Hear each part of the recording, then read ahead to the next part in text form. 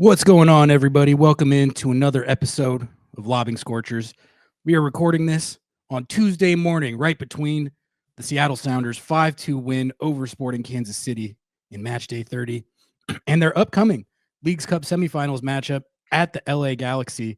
We're going to be talking some Craig Waibel's press conference, transfer discourse. We got an agenda check to hit and one little fun storyline from around Major League Soccer to get to.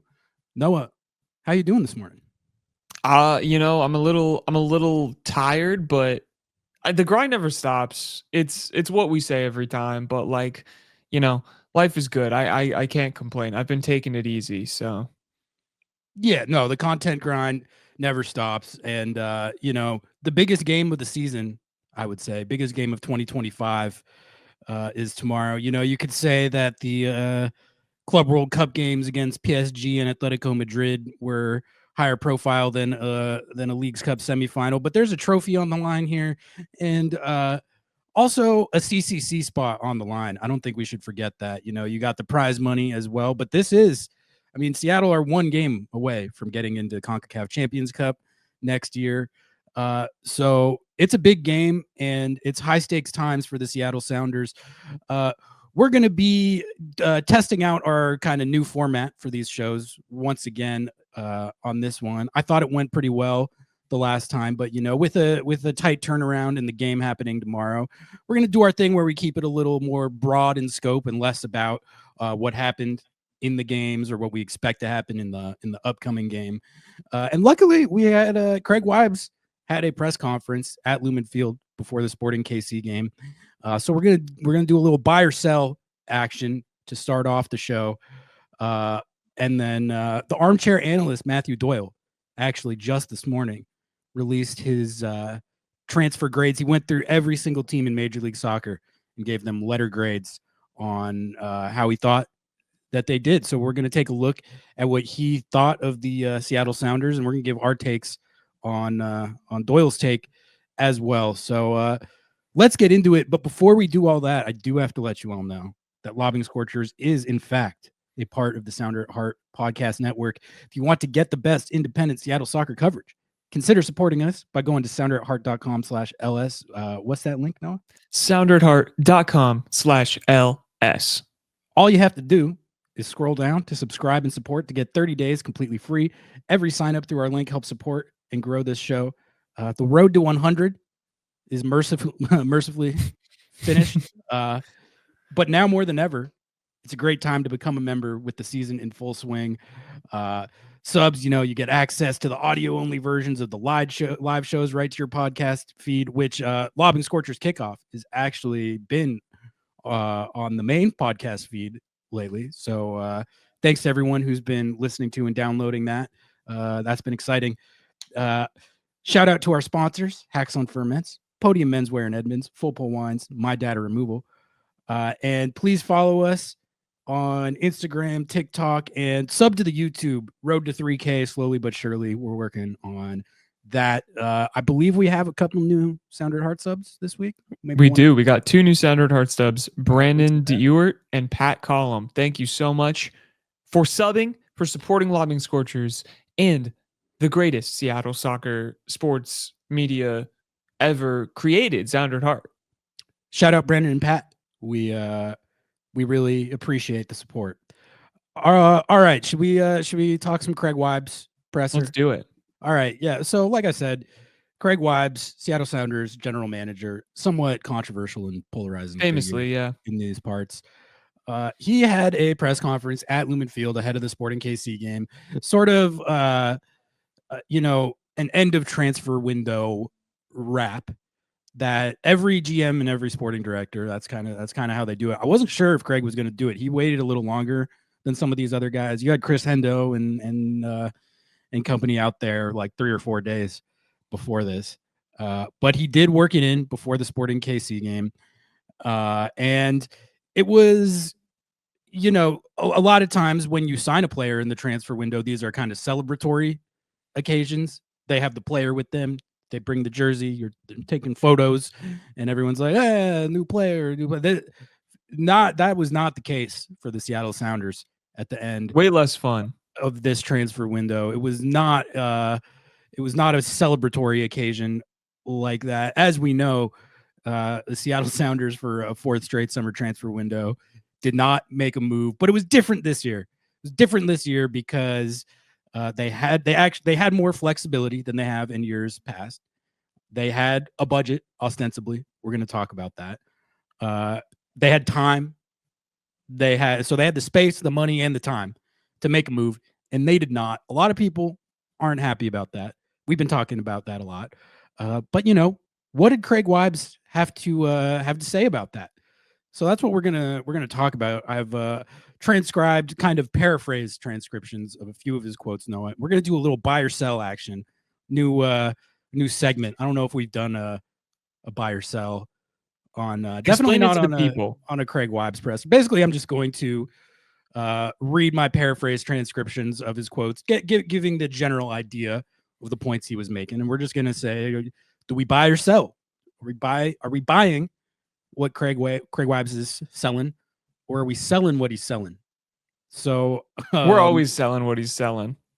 Let's get into it. I'll lay down the first Craig Waibel quote here, which is that it was on the topic of the budget, because I think that's sort of been one of the crux issues of all of this. What is the budget? Is there a budget? And if there is a budget, is the budget enough to realistically land a high level player that can contribute to the team? Craig Waibel has been saying that they were very intent on finding a player who could contribute right away. He said repeatedly in this press conference, like, not looking for a project player, looking for. He said we have a lot of projects. Yeah, we have a lot of projects. We're looking for someone who can come in and contribute right away. And I think the kind of tension there is, it's like, all right, well, that requires money. Requires a lot of money to buy, and especially with like a U22 situation like this, where players of this profile that would be ready to contribute in MLS right away are also, as Craig Waibel talked about, like just inevitably going to be on the target list of clubs in leagues that are rated higher, or at least are higher profile globally than MLS. So you're not competing with rando leagues. You're competing with like top 6 leagues, or just leagues that at the very least are on par of the profile and quality and sort of pull of MLS. So what did Craig Waibel have to say about the issue of the budget?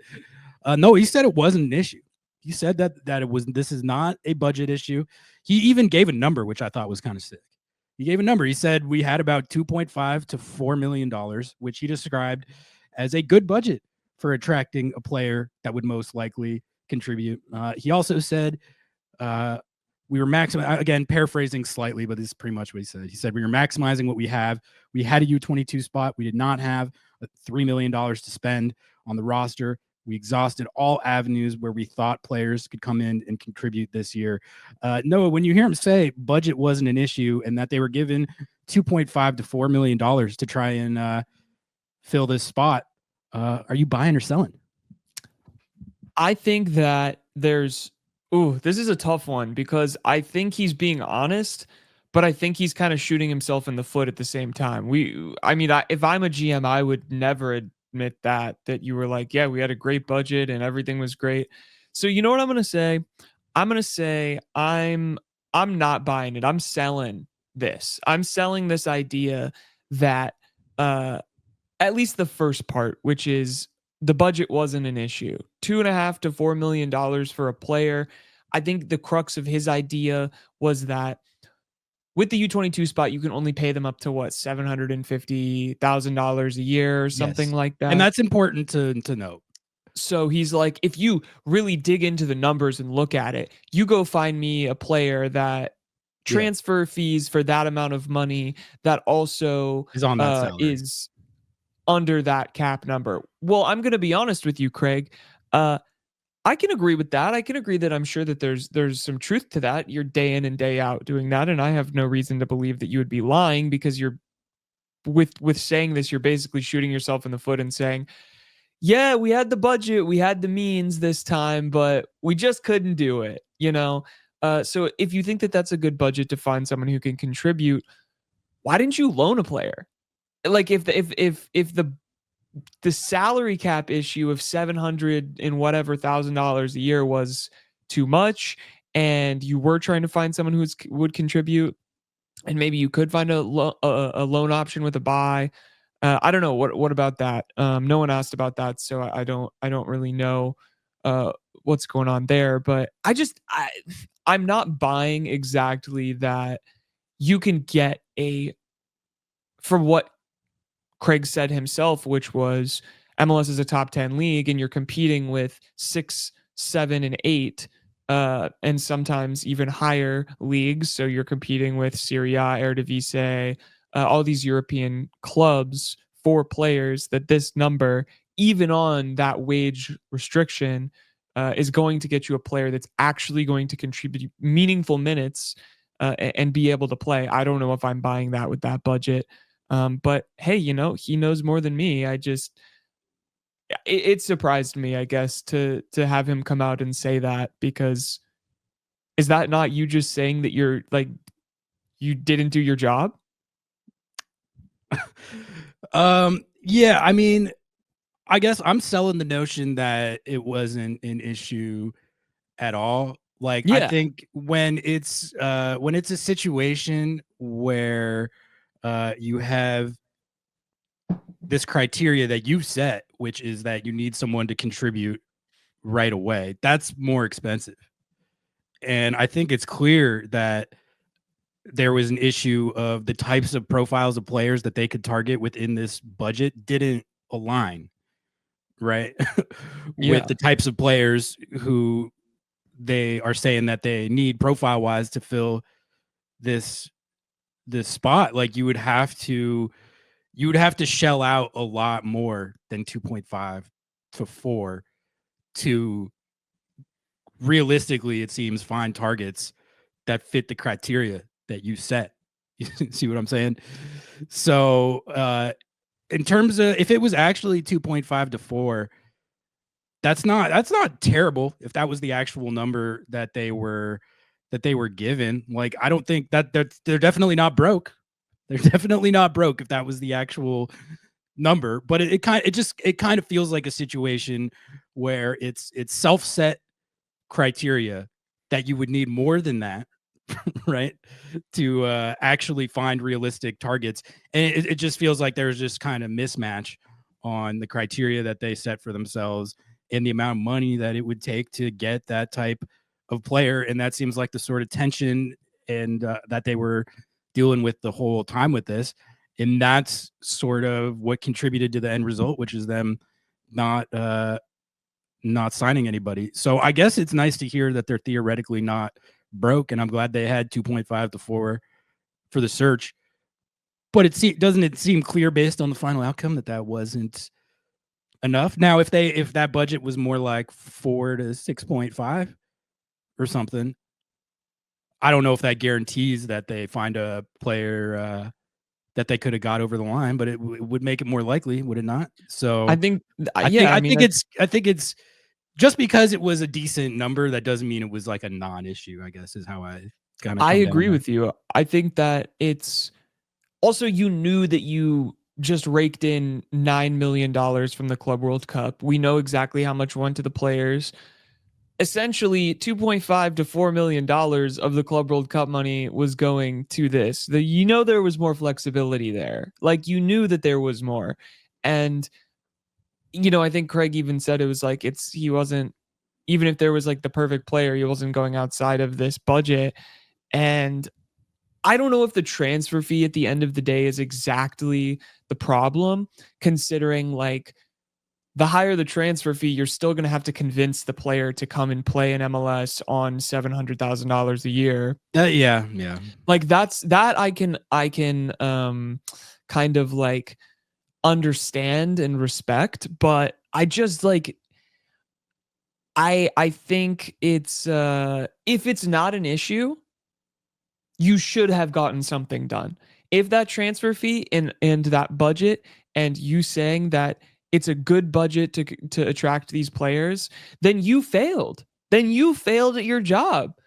And like saying that you had like such a specific we weren't going to sign someone just to sign someone, but you did have 5 targets that you got all the way down the road and talked to, but couldn't convince to come here. I'm not a Craig Waibel hater by any means, but I think like if we are to buy what he's saying here, which is we had all of the resources we could have asked for and wanted and needed, we just couldn't do it. Is that not like kind of I don't know. I guess I keep just replaying this in my head. I'm just shocked that he said it like this. I don't know. Yeah, I mean, if I was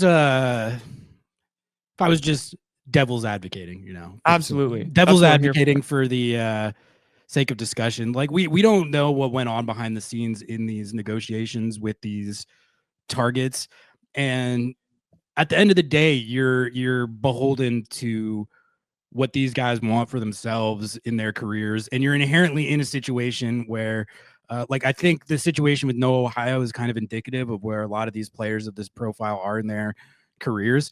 He's a guy who still sees himself as a player who can make it in Europe, and convincing him at his age and at his point in his career that right now is the time to come to Major League Soccer. You're fighting an uphill battle, but I guess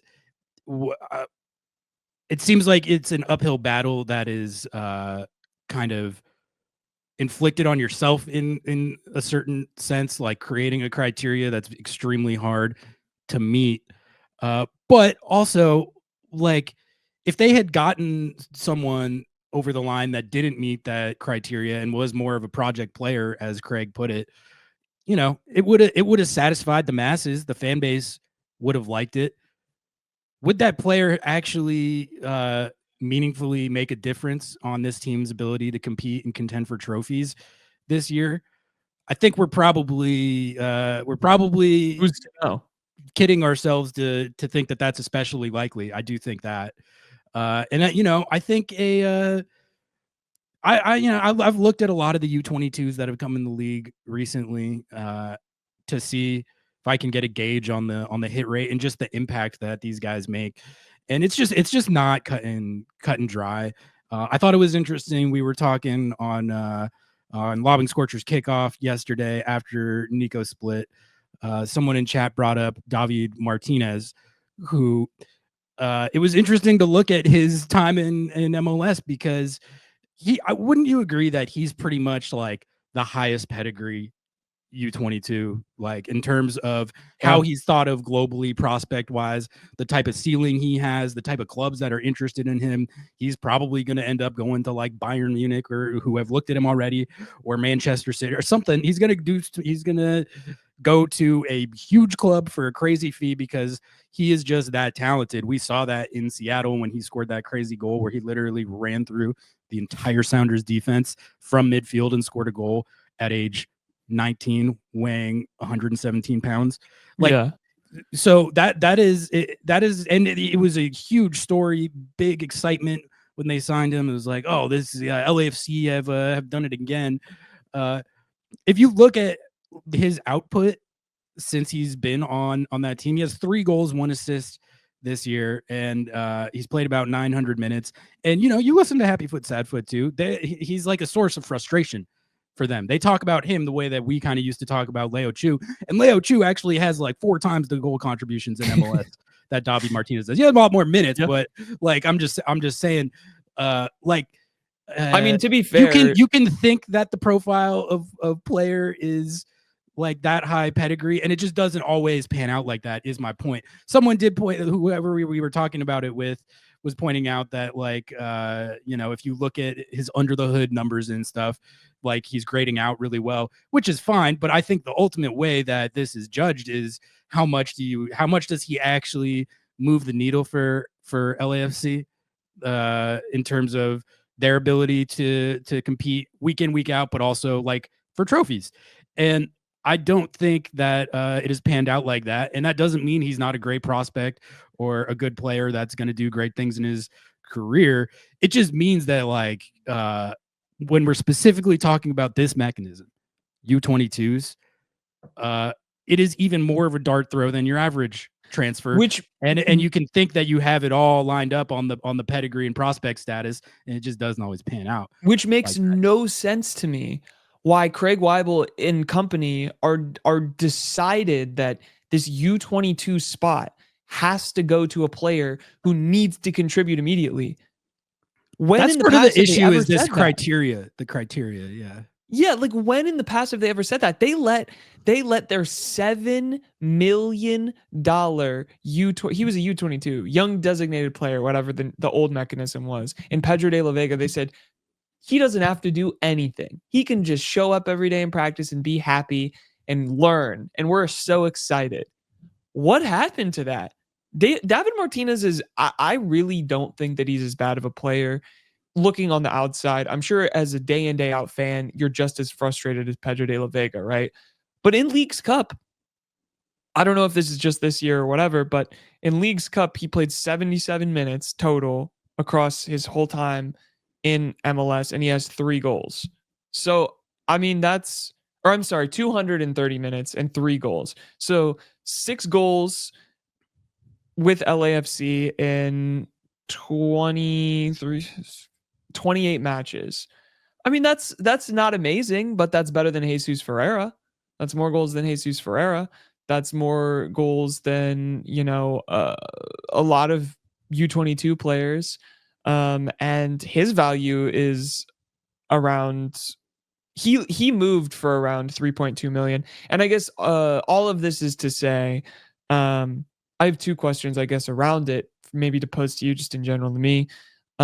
One, it seems like the Sounders were targeting European players really heavily in Almost this window, exclusively. Yeah. which makes, and Nico brought this up on kickoff and in private. Why? They are always going to command a higher fee. They are always going to be harder to get. They are less likely to come to MLS because there is a lot of paths for them to continue to play in Europe, which is just, unfortunately, it's the reality is it's generally considered a much better place to play. And whether that's true or not, the pedigree is still there. And so you have South American players who are now very excited to come to MLS because they see the path. They see the path of, I can come here, I'm still making good money. MLS is a great league, and Central and South American players are able to launch their careers off of this and play for some of the biggest clubs in the world. And so I guess I'm confused as to, one, why that was the case of you only think that there's, I don't know if they only think that there's players in Europe that are going to immediately come in and play amazing, but like, why was that such a heavy target? You already have such a hard scaffolding around like the player that you have to sign. Why is that? I don't know. I don't get it. I guess maybe there were other players who weren't like talked about, but from what I heard, all of the reporting was mainly they were targeting Europe, and that was on purpose, which I don't know how you feel about that, but for me, I'm a little like perplexed. I wish that someone would have asked Craig about that at the presser. If I had to guess, the reason that they were scouting Europe so heavily and not South America is because, in their scouting process, they probably figured that for this criteria of an immediate contributor, non-project type of player, that's where they were seeing the most players that they felt like hit that profile. I imagine, I don't know, but I imagine that if they had scouted up South America, which I know they do, like they're definitely at least keeping tabs, and they keep tabs everywhere, all over the world. So I think there was clearly a point where they were like, the types of players that we're looking for can be found here and probably not as much here. So we're going to look here. So, I don't know what they saw in that or why that they took that path. But I guess for me, it's more less than where they were scouting. I think as we talk through it, it's more just about this criteria of that was they my can't second they question. can't be a project player.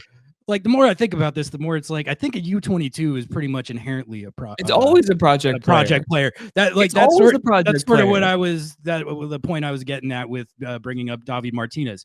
He has the most pedigree of arguably any U22 that's come into the league, and he's still at the very least, like you're right, he's got some okay production, but he's a project player. Like that Yes. he has a lot of like really incredible, awesome individual moments. But if you look at his full track record, he definitely is not like impacting games or consistently helping run the offense to high effect as Jesus Ferreira or like some of the other points of comparison you brought up. Like Yeah. there's like consistency issues there, and like they have to bring him along, and that's probably going slower than LAFC hoped. I think when they brought in a player of that pedigree, they probably were hoping that he would be an instant contributor in the type of way that Craig Waibel is talking about for the Sounders targets. When they signed him and I read up on him, I was like, this kid probably is going to rip up MLS right away. And he's been solid. He's been okay. He has not like lit the league on fire or been like he has not met the Craig Waibel's criteria of and there's just not many U22s that have. The only like Dejan Joveljic is the famous one, the outlier. There's not that many that you could point to other than there's some. I did the show a couple months ago where we went you guys should go back and watch that. Craig should have watched that. But like there were more names actually, like the Timbies before Santiago Moreno rage quit the team. He was looking like a hit in that regard, and he really, to my memory, did not take all that long to hit the ground running. So it's like that's one example of using this mechanism on a player that I'm sure, like if we're comparing profiles, like Craig Waibel would and the club brass were looking for a player like Santi Moreno, less than what David Martinez has turned out to be. Santi Moreno came from South America, though, I'll point out. So, famously. Yeah. So that is an example of another club finding the type of profile that Seattle was ostensibly looking for and doing so successfully. So it can't be done. But I do think that if they really got to the end of the search and we're talking about the David Martinez end of the spectrum more than the Santi Moreno end of the spectrum, then I do buy the notion. That they should not make a signing just to appease people and just to sign somebody and just to say they spent money. Like I really don't want, and I do trust the fact that like if they felt like that they had that player, they would have. I mean, they did try and pull the trigger on Noah Ohio because they felt like he was that type of guy. I still think they did pull the trigger on Noah Ohio. To be fair, they got him. He just decided not to come here. Yeah, and which is part of the problem of what I'm saying, which is the mismatch in criteria. Yeah, like and you're yeah. And I think that Jeremiah asked this, or maybe it was me. I don't remember who asked this at that presser, but they asked like, is your scouting criteria or not scouting criteria, but your methodology, the way that you're approaching these players and you're approaching these situations, does that need to change based on this? Where you got down the road, more interesting discussion to me. Yeah, you got down the road with 5 players who ostensibly you either had an agreement with the club, an agreement with the agent, or an agreement with both, and the player didn't want to come. Or it got nixed by someone higher up in the organization, or it got these were all things that happened this season where I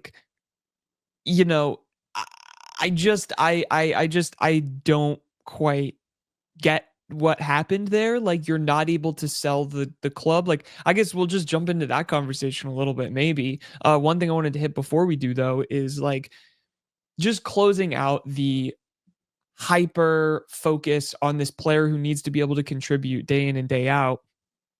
We are seeing Osaze come in and play well and play okay, but he's not a superstar. He's still raw. he's just contributing. You're telling me that you can't find a player that can contribute to a similar level of Osaze de Rosario? I'm not saying that that's easy or that that's hard or that's anything. I'm just saying that like you're taking a risk because there is no depth left at striker, and you're trying to create a plan after Jordan Morris, after Danny Musovski, because in my opinion, you're not going to be able to keep Danny Musovski on a number that's reasonable on the Seattle Sounders. And I think that's a good thing, one, for Danny Musovski. I think he should move on and be a starter somewhere. Why not? After this season, we could talk about that later. But I don't understand how you're looking at the roster right now and going, we're not planning for the future. Because that was something he said. He's like, we're not planning for the future. We're planning for people who we can play right now. Why? Why not? You are playing the future right now because Jordan Morris is injured. Danny Musovski is suspended. And it's Osaze de Rosario. The only person behind them right now that's actually can play the 9 is Jesus Ferreira, who, like I've said before, I think it's a detriment to the rest of the positions that he plays because he is just so much more talented at playing the 10 or playing the wing that like when you put him at the 9, you're effectively like neutering his ability. You have no other plan. Yusuke Nome, he's like a false 9. He can't really do it. It's not really his thing. I'm so confused at the whole like necessity for a U22 to come in and contribute immediately. And then this like obsession with the Europe thing. But I guess we can talk about the process. Like, well, I would say down the road with 5 players. I would say first of all, like it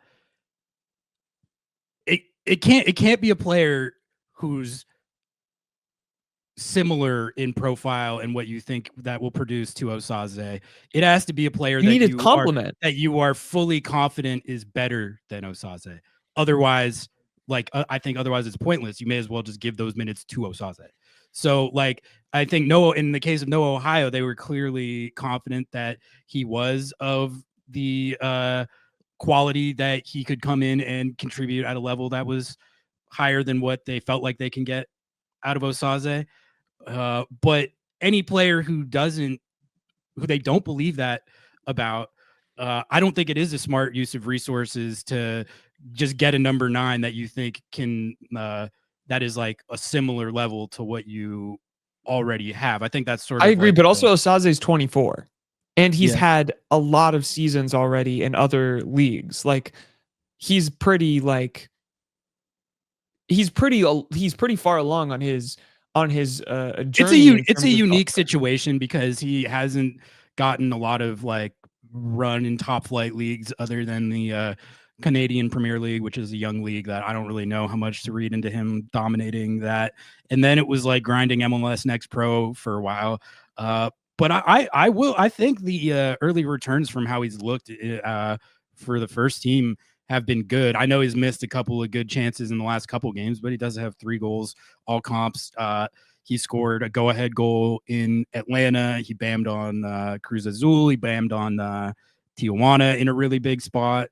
So that I just don't see he's doing the type of stuff that a developmental project U22, if they were doing that, people would say that it's going well. Like I think that is fair to point out. Like I agree, but I don't know if he's like I agree with you in the fact that you need a complement.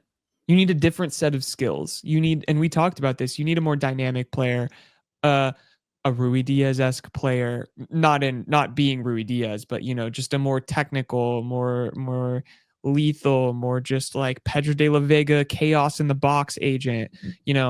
I love what Osaze brings in his just physical stature, his heading ability. He is kind of Moose-esque. He's like a Moose Morris blend. They put them both in a blender, and then that's what you got. And I just also truly think that like at his development stage, at his age, you're telling me you couldn't find a player who can't compete with him for minutes that's under 22? It's not about competing with him for minutes. It's about he needs to be a lot better and a lot more productive like right away. That's how they're thinking of it. I guess I think you're right there. So how they're thinking about it. I guess I just disagree because you have no other depth. There's no more striker depth. It's gone. It is like I had the agenda of like, maybe they don't need a U22 number 9 after all. Maybe they should sign that. Maybe they should sign a center mid. But like now you're in this situation, and I think Leagues Cup underscores why that would like no Ohio would have been nice to have right now. Like 100%. I will admit that. Like I don't. Yeah. My agenda on that might not have. They should sign both. But I mean, we'll see. There's kind of a lot of pressure on the Osaze thing. I think he's going to start tomorrow. And he's gonna bam. He's gonna bam. I think he's gonna bam. I think he's gonna bam. Like it's the 2025 LA Galaxy. There's gonna be chances there. So it's just a matter of if he bams them. And he, he's shown a propensity for doing so. So I mean, let's see what he's got. I mean, maybe I'm more bought into Osaze than others. I really like what I've seen from him so far, and I do think that. Like if you have a striker who gets into good spots and gets high percentage looks as often as he seems to, you're probably going to get the production eventually, even though like I know the last couple games haven't looked as good. So maybe that's coloring how people think of it. But we're the Leagues Cup, this game tomorrow, rest of the tournament with Moose suspended famously. We're going to get some more data points on that, and then there's the rest of the regular season and playoffs. It could happen. It could happen. Let's hit one more little Craig Waibel thing. Let's hit two. Come on, feed the. Well, feed I mean, I only have one more written down. Okay. That's I guess. All right, I can break this into two. I'm gonna read out my paraphrase transcription. He said, in terms of exhausting the search, we did it. Thousands of profiles, agents, players. But then he brought up the Galaxy. You saw how Galaxy got decimated. They had no money to carry over. They had to clean house because they didn't budget or plan ahead for that. We know for a fact that happens to us if we spend every penny and don't win a championship. He did say that if you could guarantee him a championship, he would do the same thing. But those things aren't guaranteed. So we know for a fact that happens to us if we spend every penny and don't win a championship. Some of the strategy is making sure we can keep the team together. We need a rainy day fund in order to keep the most important players here. Noah, are you buying or selling that rationale for what is perceived as a conservative approach to roster management? Because you were the king of the Will Kuntz. Like he didn't do what Craig Waibel is talking about. I agree with Craig Waibel in the Galaxy slander and the Will Kuntz slander because he's correct about that. Will Kuntz is a terrible general manager, and I'm very thankful that we have Craig Waibel and not Will Kuntz because I don't believe in selling for one trophy. I don't believe that. I don't believe that anyone in the Galaxy fan base would tell you, well, maybe some, but I don't know, whatever. I think they all would tell you that they would withstand a season like this if it guaranteed an MLS Cup. But they have 6 of them, so it's like, whatever. I'm just kidding. I'm selling the idea that they need a rainy day fund in order to keep the most important players here because they're not doing it. They need to re-sign Paul Rothrock if they want to re-sign Paul Rothrock. Haven't gotten that deal done, or just continuing to let him cook and rack up numbers instead of getting that deal done. Obed Vargas, why is he not on a U22? You didn't sign a player. Why did you not go out and give him his max U22 contract and keep him happy? That's ridiculous. There is a possibility, Ari, that because of this, he walks away and the Sounders get $0 on a transfer fee. That is possible. You also have other players. Danny Musovski is going to need a new contract if you want to keep him, right? You have the idea that Paul Arriola is going to be coming back from injury. What do you do with that? What do you do with Ryan Kent? What do you do with all of these things, right? So to say that, we need a rainy day fund, but then to also say, oh, we don't have any money to spend on regular players. We can't figure that out. And we're future planning, but we're not actually doing that. Reed Baker Whiting. What are you going to do with Reed Baker Whiting? Are you going to sell him? Are you going to re-sign him to a contract? There's been no movement in a lot of these things we've known for a year or two. What you can't tell me that you have a rainy day fund to keep your most important players and then there is no movement on keeping your most important players. Or maybe they're not your most important players, but it's on one hand, you have a perfect budget and it's super big and you're super great and there's no problems at all with money. And then also at the same time, no, we need to keep some of this stuffed away. But also, he says in another part, we're not like around here just like not spending money. My job is to spend as much of the cap as physically possible. I don't know. I don't understand what he's trying to say here. Like, they're not doing that. I think that some of the stuff you bring up is stuff that if they were to be like categorized as questions for the off season more than in season, I guess I can understand that. But I will say, like, your point is taken in terms of like they do need to get some of this stuff like done, and there's not really that much of a reason to wait. I mean, maybe how the search for this U22 played into how they were thinking of stuff like what you mentioned with Obed or RBW, and for all we know, like there could be movement going on behind the scenes with stuff like that right now. But yeah, Rothrock, Moose, like you said, Paul Arriola, Ryan Kent, like those are decisions that are gonna have to be made. So we don't know what like Jesus Ferrer's contract looks like. We don't know what his raise in salary, like we don't know anything about that. Yeah, and like a lot of that is going to be ironed out, I have to think, over the offseason. But there is stuff that you can get ahead of. Like Paul Rothrock, with every good game he has, with every goal contribution he gets, like he's earning more money. Moose is already at a point where it's like I think you're probably right. Like he's not going to be here next. Well, did we ever we were talking about this? Did we find out if he has an option or not? I don't know. I heard on kickoff you were talking about it. We were talking about it, and I didn't clarify it. So that's regardless. I don't see how he's here if you have to give him a new contract next year. I don't see how that's possible. Because I mean, he has a right to ask for as much money as a forward who's probably going to end this season with 20+ goals, all comps, which no player in the history of the club, not Obafemi Martins, not Clint Dempsey, not Jordan Morris, not Raul Ruidiaz. Danny Musovski is the one who's going to hit 20. Maybe. Cart before the horse a little bit. He's at what, 16?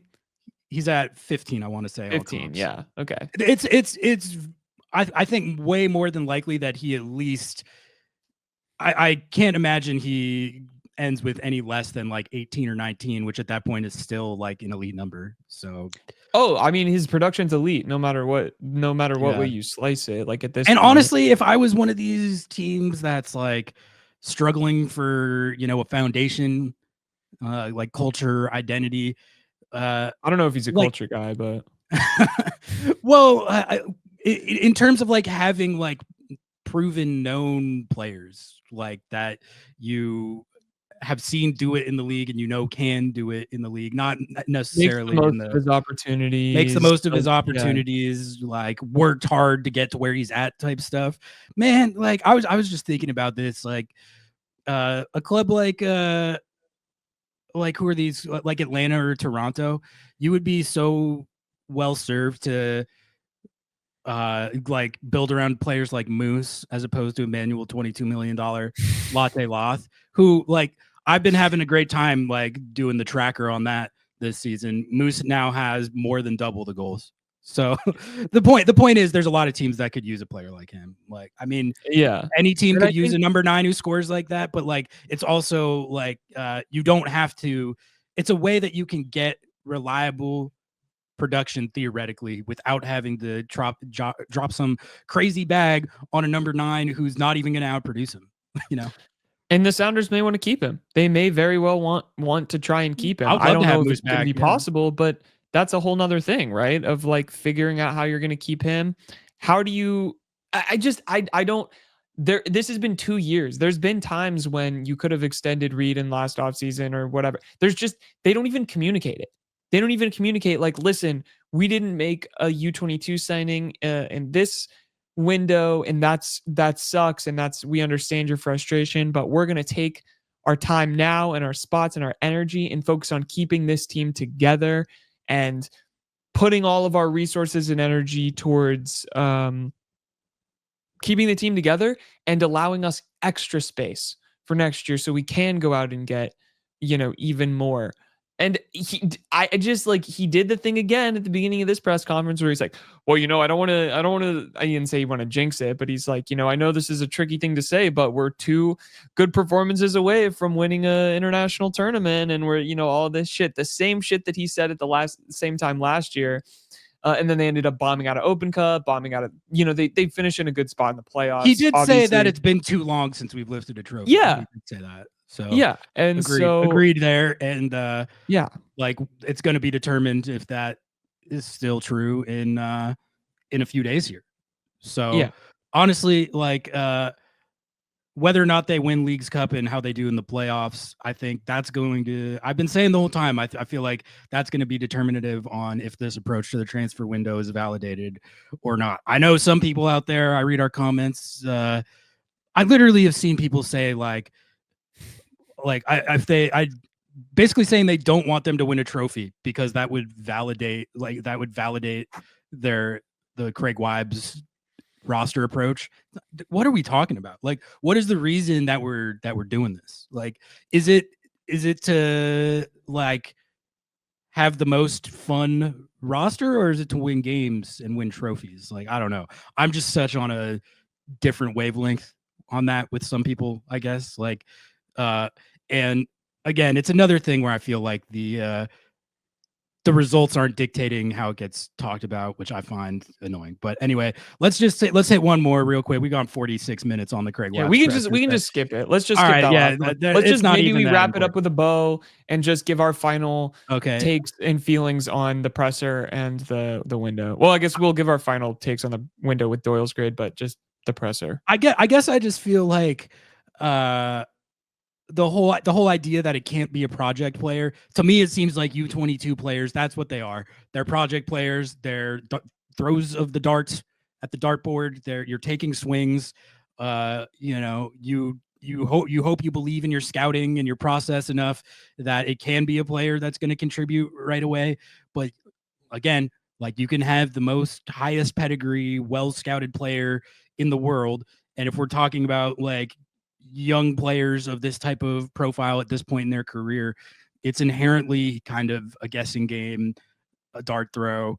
And it seems like if I have an issue with what happened here, it's like creating self-set criteria that was clearly very hard to meet, and I don't see why that has to be your criteria. You can take swings on these guys, and that's sort of what the mechanism is there for, is for taking swings. So that, if I have like an main issue, I guess it's that self-set criteria that I don't feel like that necessarily needs to be how you look at this mechanism.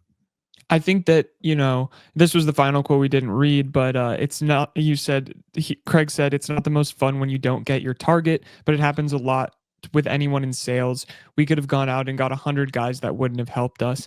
And I think that, sure, that's true. And frankly, I am very happy with this roster right now. Like, I can't sit here and say that I'm not happy with the way this roster is constructed and the way that it's playing. So this isn't a huge, hate to Craig section. I think we can be frustrated with the approach, though. Like, I'm very frustrated with the approach because you're right. A U22, the whole idea of the method is that you're mining.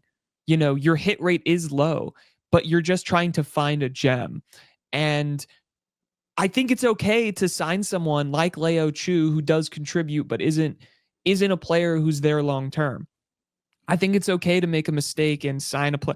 Like, I just don't understand where on one hand you're like, basically we will sign a DP in Pedro de la Vega and give him the latitude to figure it out because we believe that he's, pretty good. And it's not the same situation, I understand, but at least verbally communicating that he doesn't have this pressure on him that somehow a U22 is going to. Like that makes no sense to me. That makes no sense to me. And you spent $7 million on Pedro de la Vega. So where did the Pedro de la Vega signing scare you a little bit? Like, I just think that You need to take risks, especially with this U22 thing, especially when you have no depth. It's not signing a player to sign a player. It's signing a player because there's no one else in this plan. And maybe you have to get rid of him after a season. Maybe you have to figure it out. But that's roster building. That's roster building. And I think that I've seen a little bit of an issue with the Sounders in we always talk, I mean, people talk about it all the time of like holding on to players past their expiration date or whatever it may be.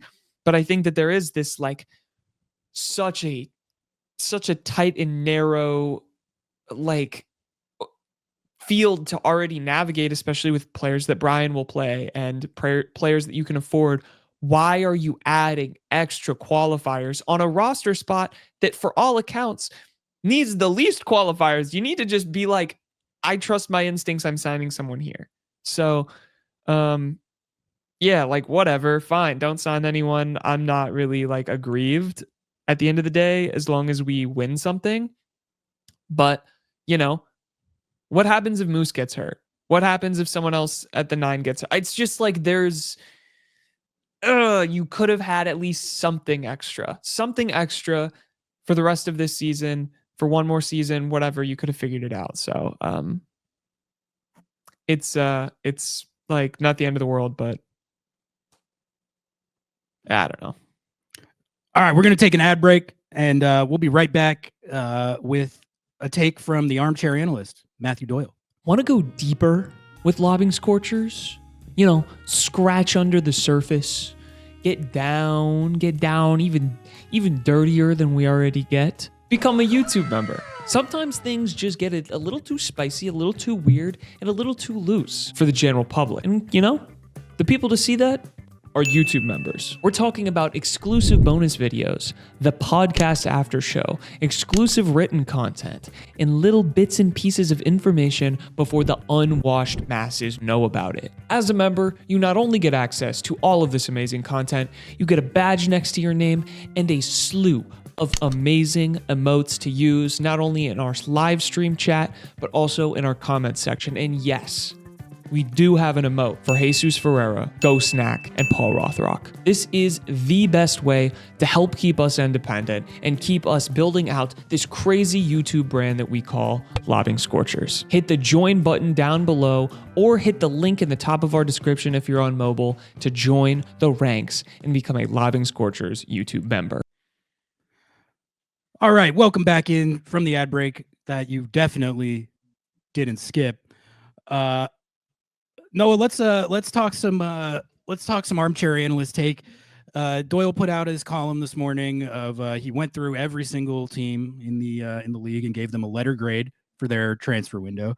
So let's see what he had to say about the Seattle Sounders. This is the national pundit perspective, which again I always think is valuable to look at just from the standpoint of it's someone looking at it through a lens that's not obsessively following it day in, day out, like we do. And that always, a lot of people say that discounts people's perspective because they're not following it as closely.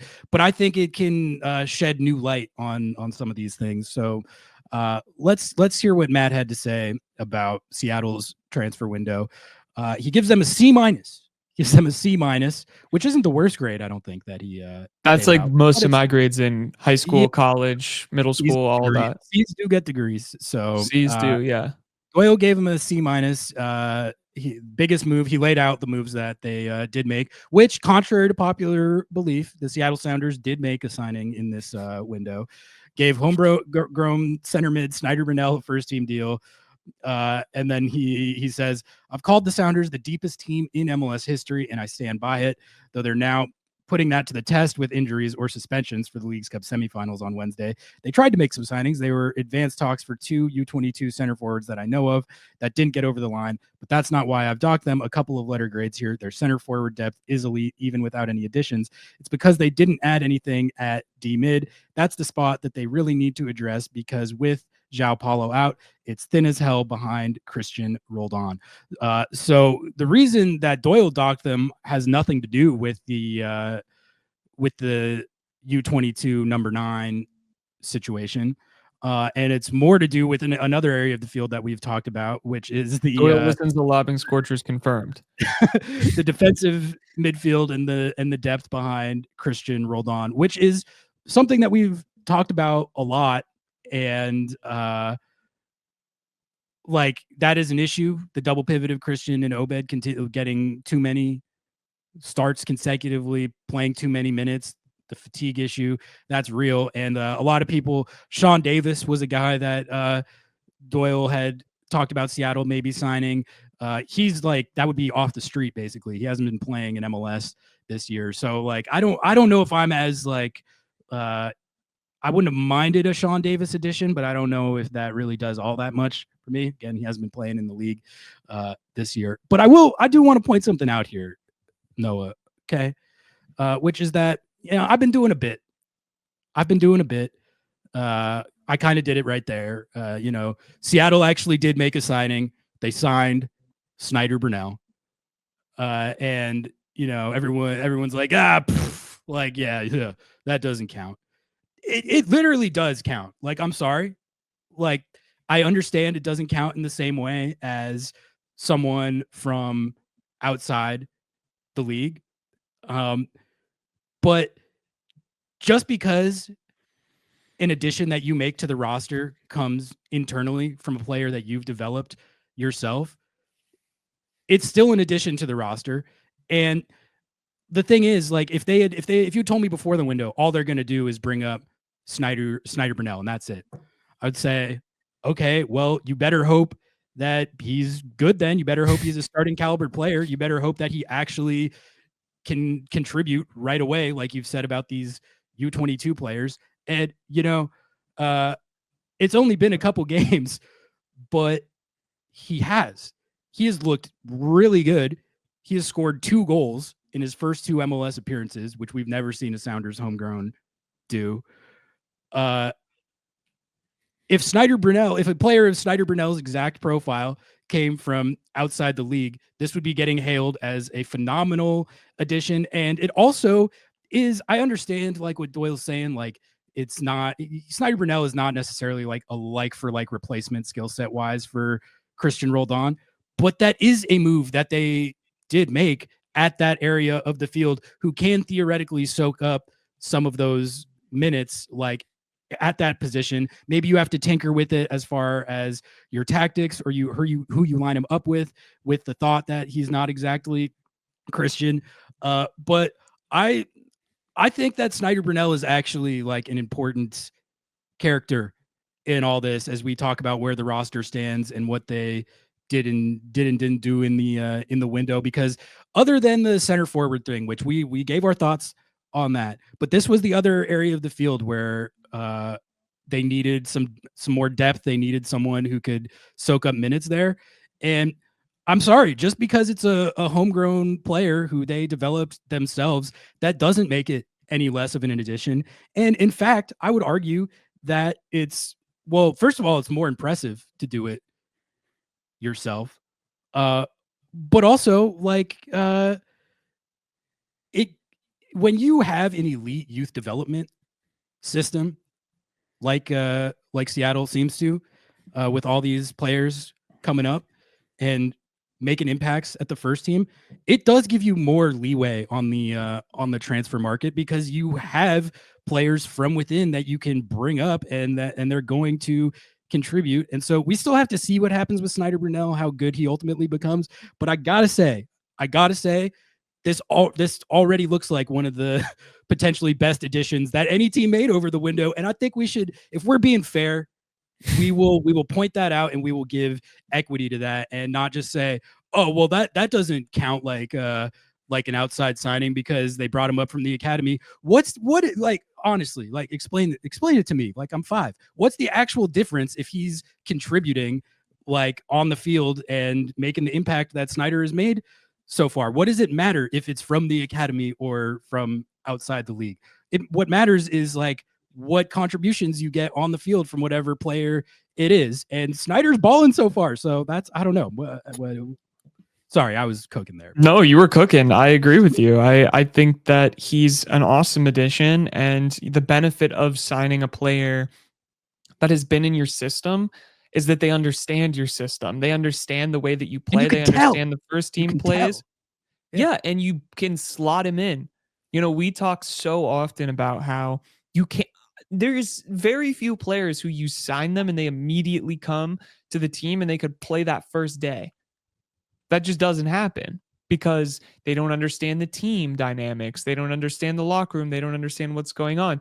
But the reality is, with the way that the Sounders play and participate, it's, youth academy prospects play with the Defiance players who are playing with, the first team. And so you have this trickle down effect of not only the style of play, but you already are knowing players because you're in the same facility, all of this stuff where like you have the opportunity to immediately come in and know what's going on, and have a leg up against any signing you could possibly make, right? Like I am of the belief that if you can develop a player just as good or maybe not as good but could be as good as a player you could sign, you should go for that.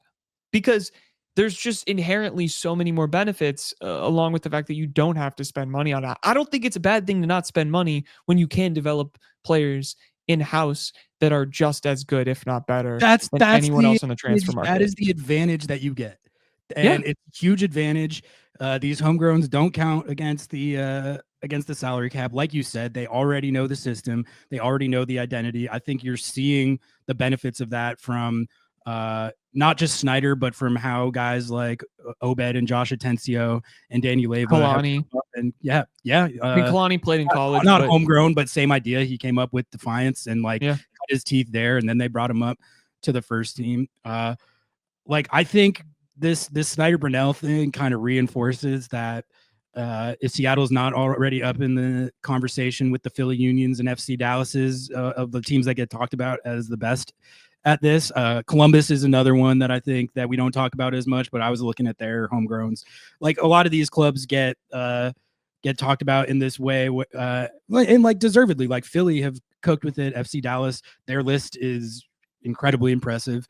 But like I feel like Seattle is up there right now, and What they're not good at is selling their prospects. What they're not good Yeah. is letting them leave the system.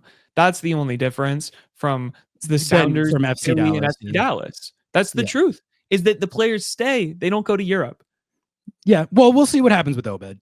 Obed's Right, the but like I'm saying you essentially had Jordan Morris, who, by all accounts, was one of the hottest American number 9s in the country at the time, wanted to finish college, wanted to stay with the Sounders, and has continued to want to stay with the Sounders, although he did go and play in Swansea. We know that. that's the Christian thing. He did Roldan. go to Europe. He did go to Europe. Yeah, right. But I'm saying that was a loan, whatever. And he got He injured. could have. What I'm saying is they didn't really sell him. The same thing with Christian Roldan. Christian Roldan probably could have played in La Liga, probably could have played in like all of these places. There's so many homegrowns. Yedlin, I guess Yedlin's the only player who you can really point to. Christian's like, not a homegrown, but it's the same idea. Like, yes, sorry, but like, developed player. Yeah, and I mean, I don't mind having Sounders lifers. I'm glad they didn't sell Christian, but I just think, to bring it back, like, I think like the idea that people are mocking the idea that Snyder Brunell counts like as an addition in this context. It counts, man. It counts, and I think you're seeing why it counts. He has contributed more in 2 games than I think you probably would have gotten out of Sean Davis like the entire time he would have been here. Like I don't know that for a fact, but I would 7 days a week give those minutes to Snyder Brunell over a vet off the street like that. That doesn't mean that they couldn't or shouldn't have signed somebody for more depth there, but I feel like I'm in a situation in that position group, that area of the field specifically, where I'm like excited to see Snyder Brunell play more. And I also think that to me, it seems obvious that there's a way better chance that he can meaningfully impact this team and contribute to the success of this team this year than I don't know, like if you went and broke the bank on some incredible freaking player, like maybe Yeah, they're no, I better than agree. Snyder, but like, but you don't need to do that when you develop them like internally. That's the benefit of it. So I'm just saying, Snyder Brunell counts. Okay, Snyder Yeah. Brunell counts. And I think it can also be true that like you can sign Snyder, that counts, and you should give him the majority of the minutes, and also a signing of a veteran off the street as insurance is not a bad thing. Because I'm sorry, I have not liked JP's play this entire season. I think he's just shown his age. I think he's an amazing locker room guy. I think he's an amazing mentor, and I think that that's a great player to have around. But I got to be honest with you, hedging your bets on that he's going to come back somehow from a miraculously not torn ACL, but it was kind of torn, but it wasn't torn, but it was kind of torn, but it wasn't. That's ridiculous. He's old. Like, no disrespect. I love JP. JP's one of the best to ever do it. That's a bad idea. That's a bad idea.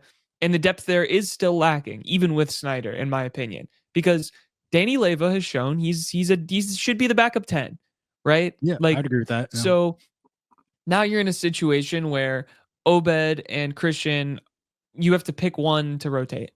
You can't rotate the full setup, and it's just like it's tough. It's tough because what happens if one of them gets injured? God forbid, knocking on wood, because I don't even want that to happen. But I think that you're still right. Like that group, it needs to have some insurance, and I really hate that JP is that insurance. I really do. Some people are going to dislike that take. I mean, I don't think it is at this point. I think that's Brunell's role.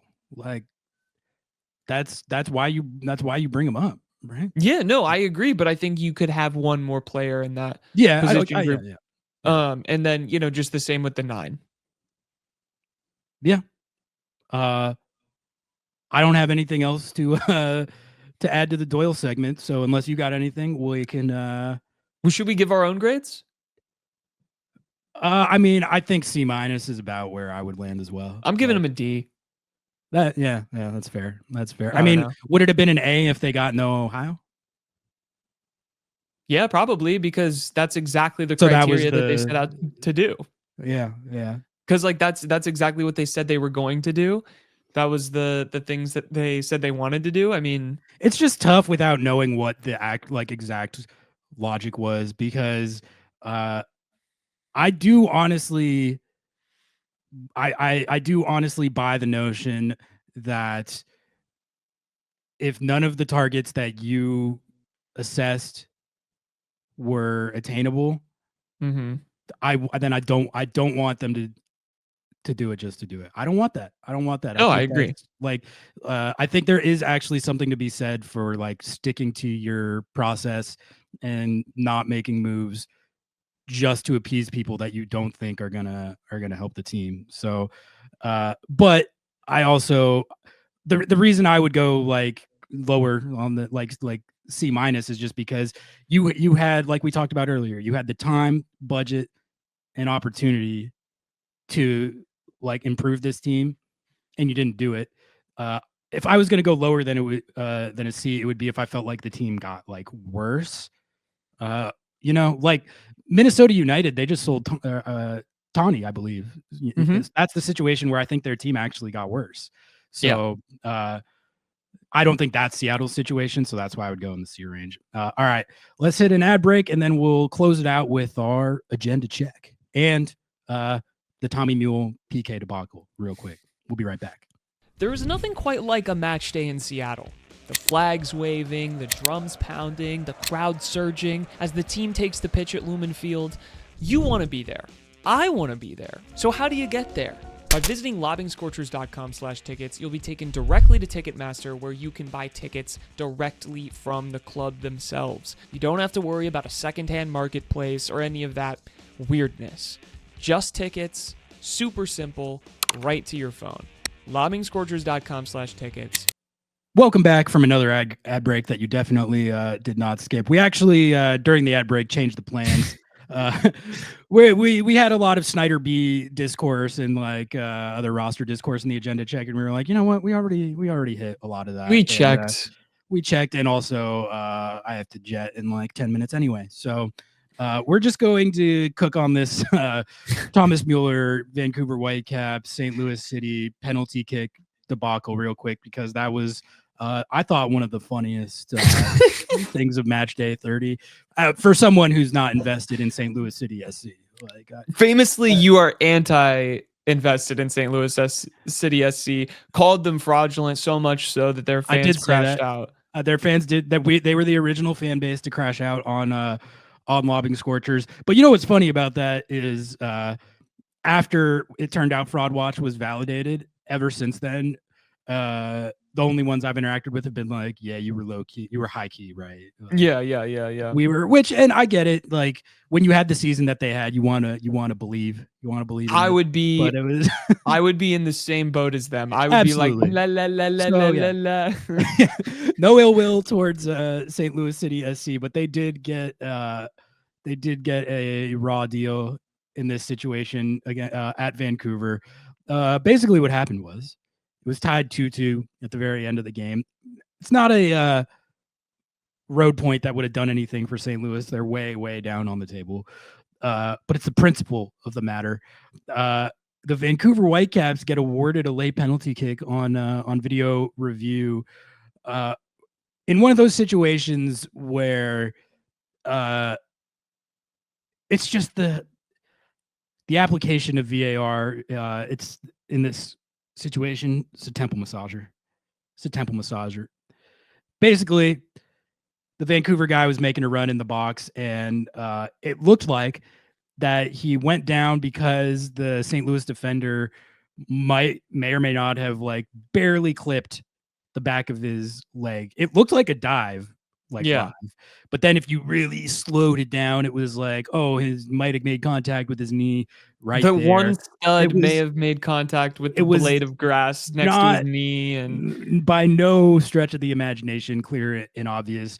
It was 50-50 debatable at absolute best whether he actually made contact or if it was a dive. They go to the monitor and give them the penalty, and Tommy Mule hits the game winner past Roman Berkey, and the Whitecaps win the game.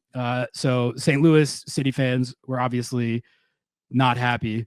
And I'll just say like my thoughts on the call. It's a terrible call, and like that type of stuff with VAR shouldn't still be happening. To me, it's just like you need to be able to apply common sense in these situations. Like if you're getting into the minutia of like 1 millimeter here and you're like, there, I think I see it, and it takes you 27 minutes to look, you just have to leave it. You have to leave it. It's really not hard to like assess in a situation like that. And I say this as someone who you also do have to have VAR, like the people who are anti-VAR and think that it's ruining the game or they shouldn't have it. Like, I'm sorry, like there was also multiple other instances in this match day where there was just calls that were missed so egregiously that it took 2 seconds for them to overturn them and get them right. That's why you have to have it. There is too much money on the line in these games. There are jobs on the line in these games. You can't have situations where calls that are missed that egregiously decide results. You can't have it. Mm-hmm. But by the same token, you can't have situations like this where you're awarding a penalty that decides a result on a call that is literally like 50-50 debatable. The whole point is that it's got to be clear and obvious, and that was not. And it just, the fact that we still have these refs going over there, taking a half hour to review the calls, which that is it right there. Like people say it on the broadcast every time. Like I almost like, I'm like pulling my hair out watching these things. Like if you are over there for that long, it's over. It's over. It's not clear and obvious. You have to just leave it. Like why there should be a clock.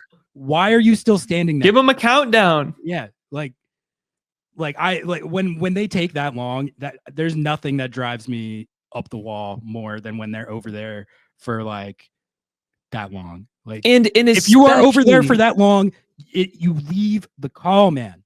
It is not like complicated. It's common sense. So you're also deciding the game at that point. Yeah. With this call specifically, it's 90+10. You're deciding the game. That's crazy. You're picking if a team wins and is still in the Supporter Shield race, or if they draw and are effectively like That would continue have been to a terrible result for Vancouver. yeah. And here's my favorite part of this whole situation is that St. Louis City fans are doing the whole bit of like Thomas Mueller, this is scripted, Apple TV, I was gonna.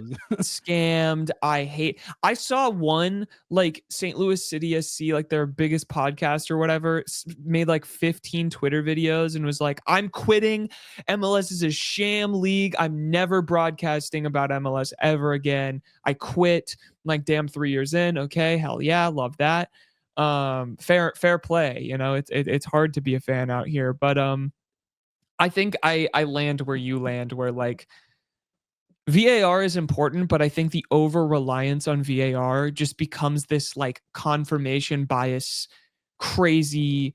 Let's look at every blade of grass. Let's like, there's an inherent, you know me, as an anti-stats man myself, there's a beauty to the naturalness of the game, of the ability of players to make and miss calls, or refs to make and miss calls. Like, that's a part of the beauty of the game.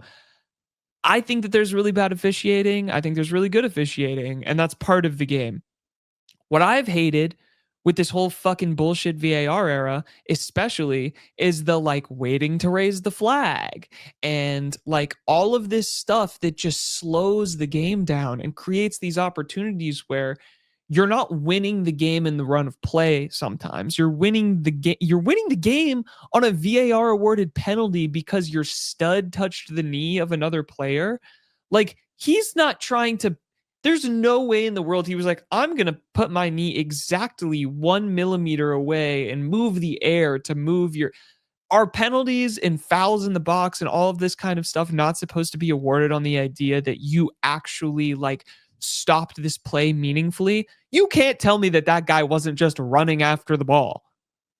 Like that was an egregious call. But that said, I kind of love it because of the crash outs. Yeah, what I was gonna say is that I find the premise that anything at all would be rigged in favor of the Vancouver Whitecaps to be They deeply famously hilarious. Like I get, just crashed out about their own fucking LAFC Vancouver Whitecaps. The ref had been to like 2 LAFC games because he lives in LA. The like I know the idea is it's like they just got Thomas Mueller and it's a big name that they wanted to script a big game-winning goal moment for him. I can promise you that the script writers are not thinking about Vancouver Whitecaps versus St. Louis City SC. They're thinking about Danny Musovski. Yeah, exactly. They're not thinking about Vancouver Whitecaps versus St. Louis City SC. They're not. They don't watch the West. They don't watch the West, but like even with Thomas Mueller on Vancouver, they're not rigging it against St. Louis or for Vancouver. But you know, I think it was the worst call I've seen this season, and there's been some bad ones, but also I want to point out, like, I could also point to 2 or 3 other instances just over this weekend where it worked. VAR worked perfectly. You had a really, really just bad, egregiously missed call. I think one of them was it was a situation, I think, for the Timbies where there was a low cross coming in the box and the defender slid to block it, and it was called a handball when it was just nowhere close to his hand. You cannot have that. You like in the old era before VAR, that would have been a penalty. Like, yeah. I'm sorry, you can't have that. You just can't. Like, I can't believe that they let stuff like that go on as long as they did with the replay technology. So I do think though that refs have gotten complacent with the idea that they will be bailed out by VAR, which I don't think is a bad thing necessarily, but I do think that there should be like penalizations for officials who are consistently having to go to VAR. I think that you need to be making more calls on the field, because I think what it's started to incentivize is not making calls, because if you don't make a call, you're not wrong. You know what I'm saying? Like, if you don't, a lot of them don't like to be wrong. Like, I have noticed that, and that's a problem. Like, they don't, man. That's a problem. And I think. Listen, I do not envy any pro referee We're pro referees on this podcast. We're pro referee union. Pay them, and they have the hardest job, and also like we can also be critical at the same time. And I think that like what I took from this was like thank God we have VAR, but fucking thank God I don't know. It's just like it sucks. Like I don't know. It's so complicated, man. But I did love the script writing of Thomas Muller scoring a PK and then leaking that Tristan Blackman was going to be a U.S. That was funny too. Player. Yeah. So he's a funny guy. Like I can appreciate that. Like he seems. If there was content to be made, this like the script writers did a good job. If they were actually doing that. Like you can't tell me a last minute scam PK to make him win doesn't generate the most. Like the video of the PK is going viral on TikTok, like all this stuff. Just saying, if there were scriptwriters, St. Louis City SC, be happy. This is the only time you're ever going to get any international relevance. At least this year. Yeah, no, Tommy Mule seems like a cool guy. I think it feels like he just randomly was looking at teams he could play for and like looked up Vancouver and was like, this city looks kind of sick. Like I'll go play there, which is like that's awesome. It's random as hell, but like good on Tommy Mule for like having an open mind and like, you know, like he's the type of player that LAFC would or Inter Miami, you know, would typically sign. And he was like, no, I'm gonna go to Vancouver, BC, and he's doing all this content where he's like biking around the city and like sightseeing and stuff. So more power to him. I don't know how much it's really gonna make a difference for the Whitecaps at the end of the day, but I think it actually probably could, especially because Brian White, it seems like I think might have got injured in this last game. But outside of like Tommy Mule being a great player, he seems like a cool guy is my point. So 100%. All right, Noah, let's call it a wrap right there. Good episode, good transfer discourse. God knows, hopefully this can be put a bow on the transfer discourse for a while, but it had to be done. It had to be done because transfer window discourse, you have to do it in every transfer window regardless, but this was an especially discourse laden transfer window with how it went for Seattle. So we put in our time, we gave our takes, and Leagues Cup semifinals coming up tomorrow at LA Galaxy, Dignity Health Sports Park. Nico and I previewed that pretty extensively on Lobbing Scorchers kickoff yesterday. So if you're looking for our thoughts on that, check that out. If you're watching this one on YouTube, please like the video. Also, everyone sub to the Lobbing Scorchers YouTube.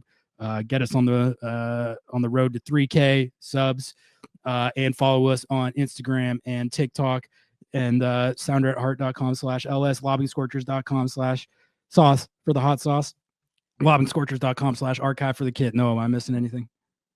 Just a big kiss on the cheeks to all of our viewer.